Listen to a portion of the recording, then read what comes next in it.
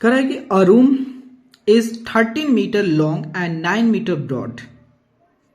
Find a cost of carpeting the room with carpet 75 centimeter broad at a rate of 65 rupees per metre. कर रहा है question कर रहा है कि एक रूम है जिसकी लंबाई जो है 13 मीटर है और चौड़ाई जो है 9 मीटर है। एक रूम है, उस रूम की जो लंबाई है 13 मीटर है और उसकी चौड़ाई जो है 9 मीटर है और उसमें कह रहा है कि एक कारपेट बिछानी है। ठीक है, कारपेट बिछानी है और कह रहा है कि कारपेट की जो कॉस्ट है वह 65 रुपीज पर मीटर से रेट से है। तो कह रहा है कि और वह कारपेट की जो चौड़ाई जो है वह 75 सेंटीमीटर है। तो बताना है कि कॉस्ट ऑफ कारपेट क्या होगा। देखिए बात जाहिर सी बात, क्वेश्चन समझिए क्या कर रहा है। क्वेश्चन है कि एक रूम है और उस रूम की लंबाई 13 मीटर 13 इंटू 9 का है, 13 बाई 9 का है रूम है और उस रूम में कारपेट बिछानी है और कारपेट की जो कॉस्ट है, उसकी जो रेट ऑफ कॉस्ट दिया है 65 रुपीज पर मीटर दिया है। मतलब यह जो कारपेट जो जब बाजार से खरीदने जाओगे तो वह कारपेट लेंथ के अकॉर्डिंग मिलता है। ठीक है, लेकिन हमें कारपेट का विड्थ दिया हुआ है लेकिन उसकी लेंथ नहीं दिया। तो सबसे पहले हमें क्या करना है, कारपेट की लंबाई निकालनी पड़ेगी। लंबाई कैसे निकालोगे? तो आप जानते हो कारपेट कहां बिछाओगे? रूम में बिछाओगे। इसका मतलब रूम की एरिया और बिछे हुए कारपेट की एरिया सेम हो जाएंगे नहीं हो जाएंगे? अब डेफिनेटली सेम हो जाएंगे। तो उसके हेल्प से हम ब्रेथ लेंथ निकाल लेंगे और आपको ऑलरेडी बोला है कि 1 मीटर कारपेट का दाम 65 रुपीज है। देन जो लेंथ आपने फाइंड आउट करोगे उतने लेंथ का कारपेट कितना होगा, सिंपली मल्टीप्लाई। समझ गया? तो देखिए मान लेते हैं एक रूम है, ये रूम है और इस रूम में हमें क्या करना है, कारपेट बिछाना। इसमें कारपेट, ये कारपेट की डिजाइनिंग कर दे रहा हूं मैं, कारपेटम बिछंतम। ठीक है, तो ये कारपेट इसमें बिछा दे रहा हूं। इसमें कारपेट, ये कारपेट इस रूम में बिछा दिया जा रहा है। ठीक है, इसकी डिजाइनिंग मैं कर दे रहा हूं कुछ अच्छे से। ठीक है, तो कारपेट हो गया। अब देखिए बोला रूम की जो लंबाई है वह दिया है 13 मीटर या और ब्रेथ जो है वह दिया है 9 मीटर। ठीक है, एक रूम है जिसकी लंबाई जो है 13 मीटर है भाई साहब और उसकी चौड़ाई जो है 9 मीटर है। समझ में आया? और इसमें कह रहा है कि इसमें कारपेट बिछाया गया, लेकिन जो कारपेट की जो विड्थ दिया है, मतलब विड्थ ऑफ कारपेट दिया हुआ है, विड्थ ऑफ कारपेट जो दिया हुआ है कितना दिया है देख लेते हैं, 75 सेंटीमीटर दिया हुआ। और एक और चीज दिया हुआ, रेट ऑफ कारपेट।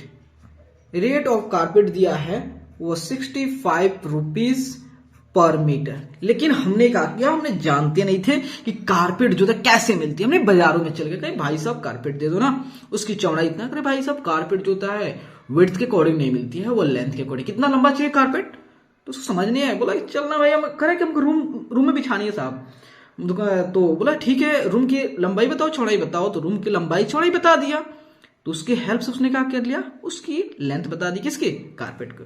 तो हम जानते हैं कि जो रूम की एरिया होगा that means area of the room, area of the room जो होता है, रूम की जो एरिया होगा वो किसके इक्वल होगा, किसके इक्वल होगा, एरिया ऑफ लेड कारपेट। मतलब जो इस लेड कारपेट, मतलब जो बिछी हुई कारपेट कहां पे, इस रूम में, इस रूम में जो बिछा हुआ कारपेट है, बताइए कि इसी रीजन में जो कारपेट बिछाया गया है। इसका मतलब भाई साहब जरूर जो है, जो रूम का जो एरिया है वही जो है उस बिछे हुए कारपेट की एरिया होगा।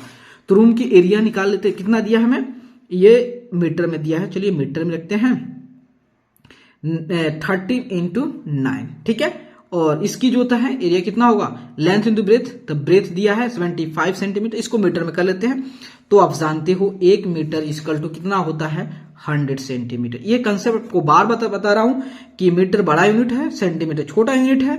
जब हम छोटे से बड़े आएंगे, छोटे साहब से बड़े साहब के पास जाएंगे तो हम क्या करेंगे, डिवाइड कर लेंगे। लेकिन जब बड़े साहब से छोटे साहब से पास जाएंगे तो मल्टीप्लाई कर लेंगे। मतलब मीटर से सेंटीमीटर जाएंगे तो मल्टीप्लाई, जब सेंटीमीटर से मीटर में जाएंगे तो डिवाइड, किससे, 100 से।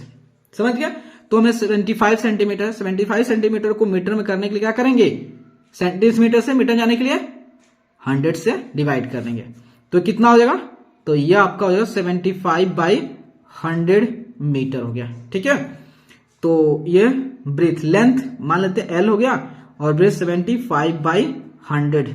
ठीक है, तो इसको क्रॉस मल्टीप्लाई कर देते हैं, लेंथ को इधर रखते हैं, कोई दिक्कत नहीं है। तो 13 × 9, 100 नीचे है तो ऊपर चला जाएगा 100 के मल्टीप्लाई के फॉर्म में, 75 नीचे आ जाएगा और इधर आपका L आ गया। ठीक है, तो अब 25 से कैंसिल कीजिए, देखो 25 क्या जाएगा, 25 तिहाई 75 और 25 चौके 100, 3 से 3 त्रिका 9, कितना हुआ, तो 13 × 12 इक्वल टू L। देखिए हमें क्या निकालना है, हमारा फोकस किस पे रहेगा, कॉस्ट ऑफ कारपेट पे, तो हम इसको सॉल्व नहीं करेंगे अभी, इसको इतना रखो। ठीक है, लेंथ आ गया, अब हमें निकालना है टोटल। देखिए आप जानते हो 1 मीटर कारपेट का जो दाम है कितना रुपया है, 65 रुपीज। तो इतना मीटर कारपेट दाम कितना होगा, तो 13 × 12, इसको मल्टीप्लाई मत कीजिए, इतने मीटर कारपेट दाम कितना होगा। तो अब देखो ज्यादा क्लियर, सिंपली क्या करोगे, मल्टीप्लाई की। देखिए जल्दी क्वेश्चन सॉल्व करना, थोड़ा सा कुछ स्टेप को छोड़ना पड़ेगा। तो 65 × 13 × 12, कोई फायदा नहीं, सिर्फ मल्टीप्लाई कर लेना चाहिए था। मल्टीप्लाई में तो सिंपली मल्टीप्लाई ही करेंगे ना। तो यहाँ पे जो था कितना आ गया, तो यहाँ पे 65 रुपीज था ना, हाँ 65 रुपीज, ये 13 × 12 आया था ना, हाँ 13 भी कैंसिल नहीं हुआ था ना, 9, ठीक है कोई बात नहीं है।